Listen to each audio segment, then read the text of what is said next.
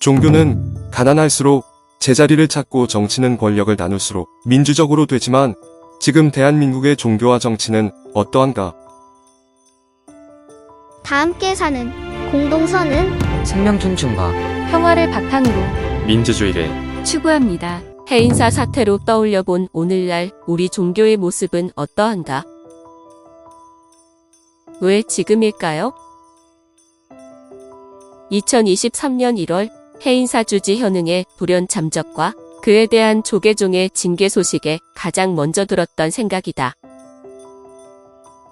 2018년 한 방송 매체가 그의 성추행 의혹과 해인사 법인카드 부당 사용 문제를 지적하여 우리 사회에 큰 파장을 일으킬 때만 해도 불자와 일반 시민들이 가졌던 공분에 비해 종단 내부는 특별한 대응 없이 조용한 편이었다. 물론 그에 대한 이번 징계는 비구니와의 음행이 원인이라고 알려져 그간 지적되었던 문제와는 별개라 할 수 있지만 승려의 파괴 행위에 대해 종단이 이처럼 적극적으로 대응하는 모습이 어쩐지 낯설게 느껴진다. 그도 그럴 것이 조계종단 내 유직을 차지하고 있는 승려의 파괴 행위는 기억하고 있는 것만 해도 다수이고 거듭되는 불자들의 비판과 징계 요구에도 종단은 대강 모르쇠로 일관해왔기 때문이다. 그러다 보니 이번 사안을 정작 승려의 음행 문제가 아닌 종단 내 자리다툼 과정 속에서 일어난 문제라 보는 견해도 설득력이 있어 보인다. 기존 인물을 밀어내고 소위 종단 실세와 가까운 이를 그 자리에 앉히기 위해 의도적으로 문제를 부각시켰다는 시각 말이다.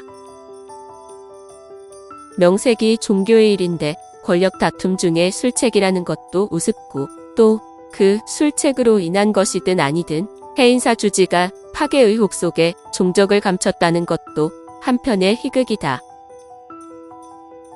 어느 경우나 일반 불자에겐 한심하고 안타깝기 짝이 없는 불교 종단의 모습이라 웃음의 뒷맛이 쓰다. 한국 불교가 조계종만 있는 것은 아니지만 규모상 국내 최대 종단이라는 위상과 상징성은 무시하지 못한다. 오늘날 종교의 문제는 대부분 이 규모가 부여하는 상징성에서 비롯된다. 사람이 많이 모여 있는 만큼 돈이 모이게 마련이고 종교단체에 돈이 많이 쌓이기 시작하면 필시 부패의 길로 간다.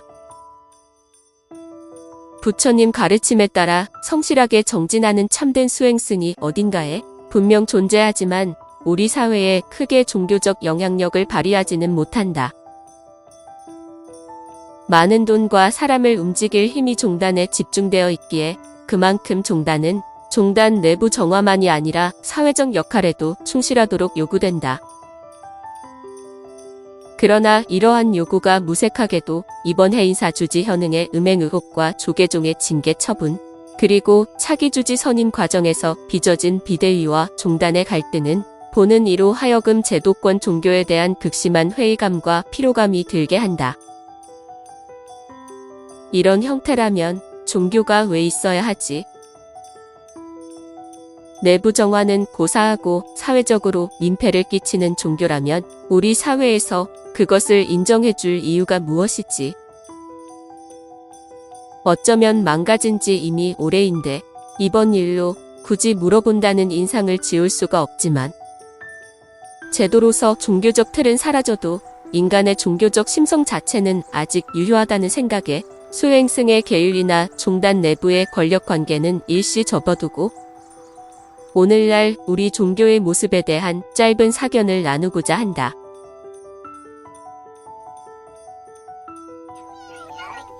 제도 종교의 형태로 본다면 오늘날 종교는 하나의 상품과도 같다. 사람들은 자기 취향에 맞는 간판을 찾아 가게에 들어가고 종교 회사는 잘 포장된 물건을 진열하여 사람들의 사정과 때에 맞춰 돈을 받고 판다.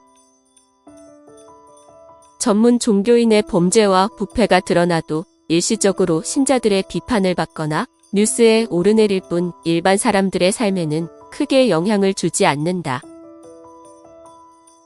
해인사 주지가 부적절한 일로 자취를 감추었다 해도 그게 대관절 무슨 대수인가? 다른 상점에 가면 되지. 종교에 대한 사람들의 냉소와 무관심은 현대 사회의 한 경향이라 이 같은 지적이 새롭지는 않다.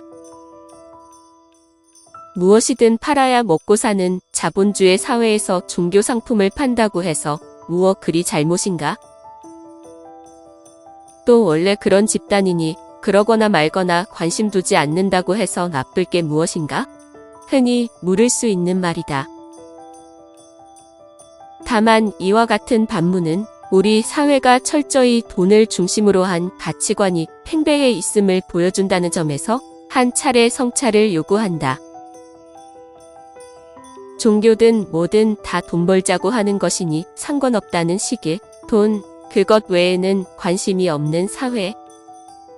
다만 이것이 정말 괜찮다면 같은 방식으로 되물어보자.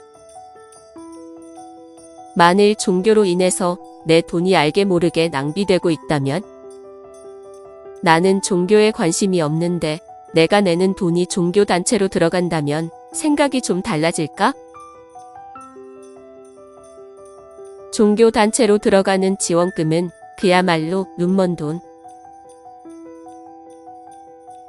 이는 단순한 가정이 아니라 명백한 사실이기도 하다.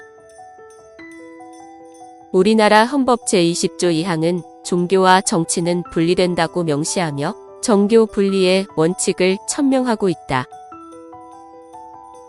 실상은 어떨까? 2022년 종교계에 지원되었던 예산은 종무실 기준으로만 해도 600억 원이 넘고 때에 따라 일반 예산 외 특수목적의 종교사업에 수백억 혹은 수천억 원의 예산이 지원되기도 한다. 종교계 예산 지원으로 어느 쪽 종교가 더 많네, 적네 하며 갈등이 끊이지 않는 것도 십수년이다. 상황이 이러하다 보니 종교단체로서는 일반 사람들의 냉소나 무관심이 오히려 편하다고 생각할지도 모르겠다. 상품을 팔아 푼돈을 챙긴다면 정부나 지자체의 지원금으로 덩어리 돈을 챙길 수 있으니 말이다. 제대로 된 감사기구도 없으니 대규모 종교단체로 들어가는 지원금은 그야말로 눈먼 돈이라 해도 무방하다. 정치적 이벤트 시기에 종단이 일시 행동에 들어가는 것도 어쩌면 지원금 규모를 키워달라는 압박이지 않았을까? 우리 사회의 황량한 모습이다. 포장지는 화려한데 내용물은 보잘게 없다. 정교 분리는 명목상의 이름일 뿐이다. 물론 정교 분리가 철저히 지켜지는 때도 있다. 전문 종교인이나 종교단체가 성폭력이나 폭행, 도박, 선거 부정 등 범죄 행위를 저지를 땐 이 원칙이 자주 지켜진다. 종교계 일이니 그 안에서 잘 해결해 보라는 식으로 말이다. 판결문에 등장하는 자율성, 자정 등의 말이 사람들에게 얼마나 무책임하게 들리는지는 서로 묻지 않는다. 돈을 떠올려야 하는 우리 처지가 서럽다. 이상의 문제는 우리 사회 가치관의 붕괴와 연결되어 있다. 가치관의 붕괴. 그렇게 말해놓고 보니 언제 우리 사회가 제대로 된 가치관을 공유한 경험이 있었던가 스스로 반문하게 된다. 식민 통치와 해방, 전쟁과 분단, 독재와 산업화, 이후 민주화를 거쳐 오늘에 이른 사회이다. 그간 우리 근현대 역사에서 구성원들이 각자의 입장과 이념의 차이에도 불구하고 다 함께 좋은 것으로 떠올리는 그런 이상적인 삶의 모습이 과연 있는가? 서 있는 자리마다 그에게 맞는 세상이 펼쳐지겠지만 그런 차이에도 불구하고 인간으로서 이렇게 사는 것이 좋은 것이야 라고 떠올릴 수 있는 어떤 하나의 삶의 모습이 있는가? 있다면 그것은 어떤 모습인가? 대단히 유감스럽게도 현재로서는 역시 돈으로 수렴된다. 돈을 많이 벌면 좋은 것이지. 매일 힘겨운 노동에 지쳐있는 우리네 삶을 생각하면 금세 마음이 무거워져. 우리 사회가 물질에 경도되었다고 마냥 비판하기 어렵다. 또 생계가 어려워진 일가족이 지하 단칸방에서 스스로 목숨을 끊었다는 반복되는 소식에 그래, 그래도 역시 돈이지 하고 드는 생각을 탓할 수만도 없다. 단군 이래 가장 많은 부를 축적하고 있는 나라임에도 여전히 목전에 돈을 떠올려야 하는 우리 처지가 서럽다. 종교와 정치의 결탁으로 종교는 배를 채우고 정치는 힘을 키운다. 우리 헌법 제20조 1항은 모든 국민은 종교의 자유를 가진다고 명시하고 있다. 대단히 아름답게 들리는 말이지만 나는 한편 의아하다. 우리에게 어떤 종교가 있는 것이지? 자유롭게 종교를 선택했다가 종교 간 갈등이 일어나면 무엇을 기준으로 해결해야 하지? 자유롭게 종교를 선택하려면 우선 그 사회 종교계 일반의 건강성이 담보되어 있어야 하고 이에 대한 신뢰가 있어야 한다. 또한 갈등 국면에서 사람들의 얽힌 사고와 심정을 풀어줄 공통의 의식과 가치관이 마련되어 있어야 한다. 또한 그와 같은 신뢰와 공통 가치가 우리에게 과연 있는가? 지배 종교가 없다는 사실은 한편 개인에게 종교 선택에 무한한 자유를 허하는 것 같지만 개인 차원이 아니라 사회 구성원이 모여 사는 일에 있어서는 공통의 무언가를 재차 필요로 한다.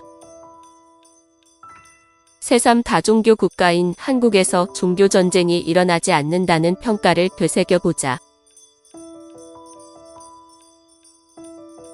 그러고 보니 우리에게도 공통 가치가 있긴 하다. 그야말로 돈이다. 두 배로 밀려드는 서러움. 종교가 우리 사회에 여전히 의미가 있는 영역으로 남기 위해서는 돈을 최우선 가치로 삼는 이 한계를 넘어서야 한다. 다른 나라 사정은 모르겠지만 우리에게는 이것이 1차 과제이다. 이는 단순히 욕망을 내려놓자는 허울 좋은 말로 해결되지 않는다. 각 종교는 자신이 따르고 있는 법과 말씀이 사회 공동체 차원에서 어떤 가치를 지니는지 분명한 언어로 말하고 실천해야 한다. 개인 지복을 비는 정도로 그치는 게 종교라면 현재 우리 상황에서는 위에서 보았듯 종교 상품을 파는 것과 마찬가지이다. 스스로는 그럴 의도가 없다고 생각할지 모르겠지만 우리 사회 일반의 가치가 돈이다 보니 개인 지복 역시 그리로 흘러가는 사정을 잘 살펴야 한다. 나아가 역시 허울 좋은 명목에 불과한 정교 분리란 말의 이중성도 타파해야 한다. 정교 분리가 원칙인 나라라면 지금이라도 종교계 지원금 지급을 중단해야 할 것이다. 종교와 정치의 결탁으로 종교는 배를 채우고 정치는 힘을 키운다. 종교는 가난할수록 제자리를 찾고 정치는 권력을 나눌수록 민주적으로 된다. 마땅히 가야 할 길로 보이지만 당장 실현하기 어렵다면 정치와 종교의 중간지대로서 세금으로 치르는 국고보조금이 투명하게 집행, 관리될 수 있도록 감사기구를 만들고 종교계 범죄를 자정 노력이란 말로 풀어주는 일은 없도록 해야 한다. 종교를 형성하는 주체성은 이제 개인 단위를 넘어 사회 공동의 차원으로 승화되어야 하고 마땅히 그러할 때 종교와 사회 모두의 건강성이 회복될 수 있다. 해인사를 떠난 전 주지는 세간의 비난은 받더라도 개인의 삶을 살게 될 것이다. 종단은 무엇을 할 것인가? 계속 돈과 권력을 밝히는 행동을 보인다면 자신이 징계한 승려와 다를 바 없는 속인에 불과하게 될 것이다.